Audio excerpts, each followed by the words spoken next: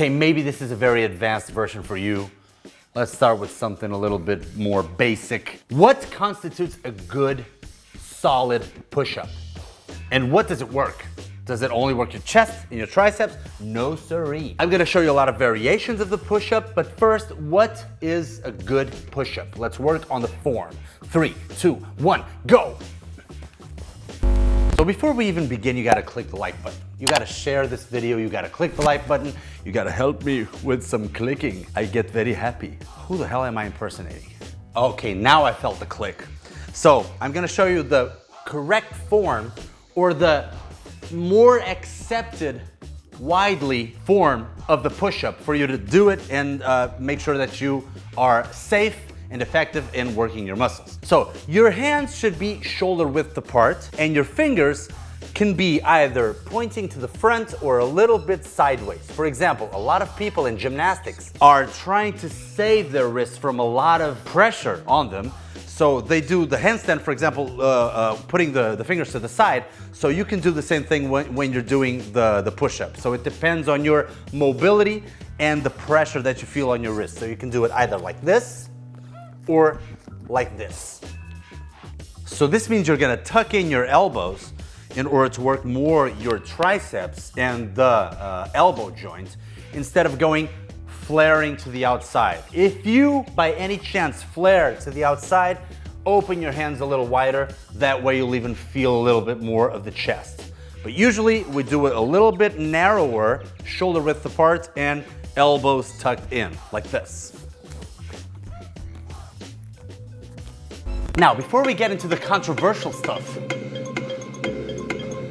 like the chest hitting the floor or fully extending your arms, yeah, those problems are what's really hurting the world right now. Let me just mention the hollow position, just like we did in the plank video. If you didn't watch it, go watch it. Go watch it! So you gotta keep your abs tight. Remember, this is not just the chest, shoulders, and triceps exercise. This is gonna work your core very, very well. So once you're in the plank position, you're gonna squeeze your abs and squeeze your butt, and from that position, that's where you're gonna be able to achieve the best, a little bit rounded position for the push-up, instead of going with your hips to the ground like this. A lot of people are trying to boink the floor. Boinked there! Boinked?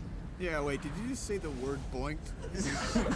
Now, as for your chest touching the floor or your arms fully extending, let's start with the chest first. So I would always encourage for you to be as close as possible to the floor with your chest in order to work that full range of motion. It doesn't really mean that you have to actually touch the floor. If you're like 1 or 2 fingers from the floor, you're still gonna get the same benefits pretty much. It's just a little bit more of a stretching of your chest and your shoulders. But some sports do require that you go as low as possible. For example, if you're competing in CrossFit, you really have to touch the floor with your chest. But that's because they want to put everybody in the same level playing field. Same thing with a lockout. You have to lock out 100% of your arms, which can be a little bit damaging. So I would recommend that if you go 1 or 2 fingers at the most, and if you extend by 97% and not 100%, you still have a great push-up. So if you're in it for the muscular gains, I can't be really bothered with that question. You can do it either way. But if you're, for example, in gymnastics, I would recommend that you even do a little bit of external rotation at the end, because they do it a lot on the rings, for example.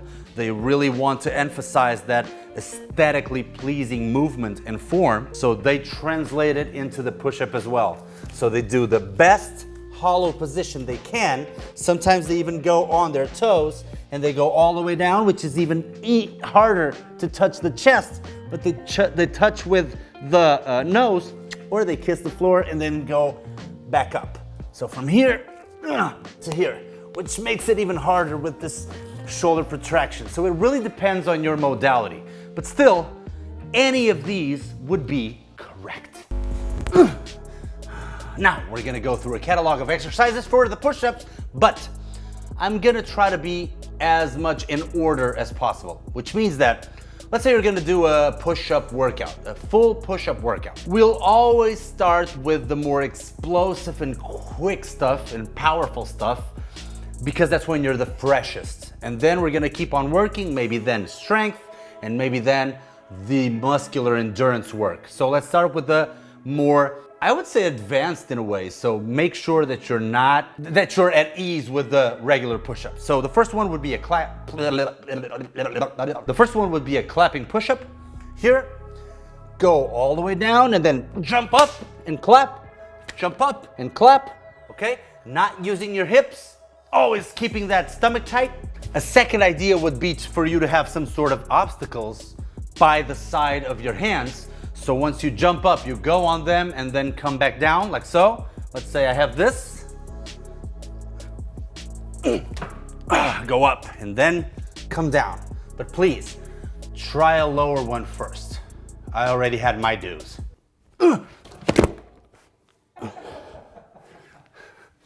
Also, for explosive push-ups, rubber bands work very, very well. So if you put the rubber band behind your back and right on top of the elbow crease and not higher, because that way they might go to your to the back of your head.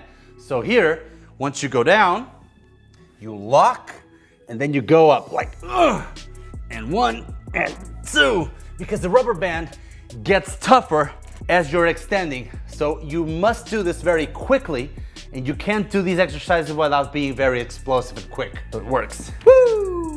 Now I'm gonna give you a little catalog of exercises to do afterwards, which would be strengthening exercises with the push-ups. So the idea is to get in the hole and get out of the hole with as much difficulty as possible. And those I would do, for example, from 6 to 8 or 8 to 10 repetitions. So let's go.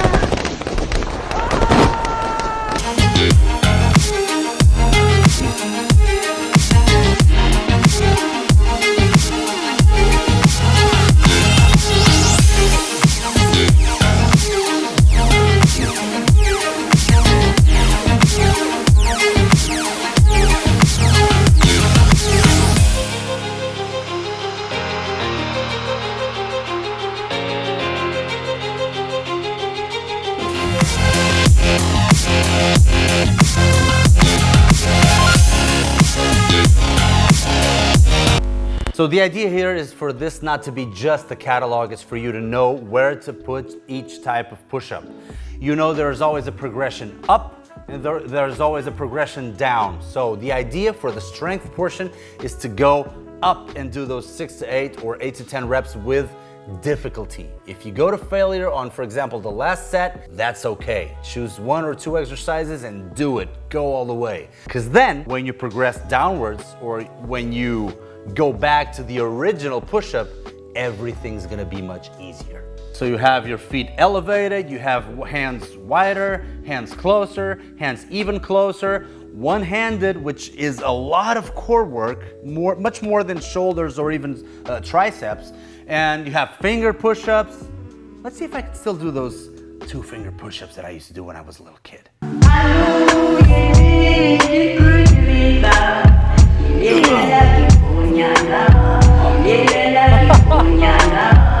So as a finisher, I would recommend you to step back and even do stuff like sets of 20 or 30 repetitions in, for example, regular push-ups or knee push-ups. Sometimes I go on my knees and I do like 50 or 100 push-ups in the least amount of time possible, giving myself a time limit, a time cap of maybe 5 minutes. So I like 20 or 30, I'm all spent. I shake it a little bit for like 20, 30 seconds and I keep going, 31, 32, 33, and that really pumps me up, literally pumps me up. So knowing that you have all these options, you know how to create your own push-up workout and get to the next level. But the most important thing is for you to like, share, subscribe, and be Willow strong. See you guys.